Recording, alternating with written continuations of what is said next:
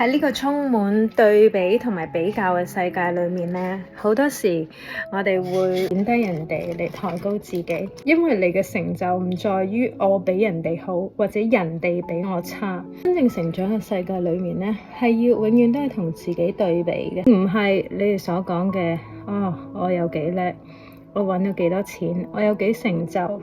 所以當你感到需要去貶低人哋抬高自己嘅時候，其實我哋已經可以即刻覺察到我哋內心深處係有對自己嘅一種唔自信，對自己嘅一種唔信賴。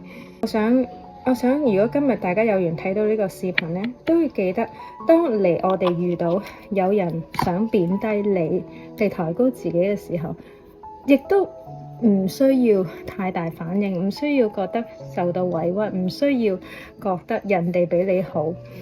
我哋一定要穩固翻自己嘅心，因為最後能夠支持到你去到幾遠嘅人，只有你自己。Not even 你嘅父母， not even 你嘅伴侶， not even 你嘅小朋友。我哋一定要做自己最強嘅後盾，支持翻我哋自己。所以呢，如果我哋遇到一種咁嘅人嘅時候，我哋唔需要怪責嗰個人，唔需要覺得自己唔夠好。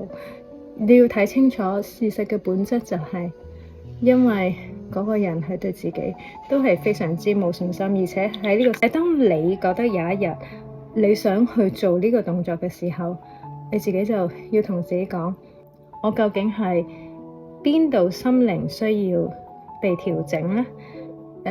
點解我對自己冇信心？點解我要貶低嗰個人？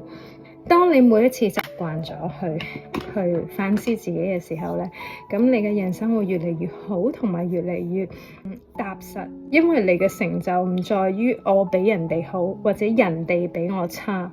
我哋嘅成就永遠係在於我哋今日呢一分鐘嘅自己比上一分鐘好。咁呢，今日分享係咁多。Namaste。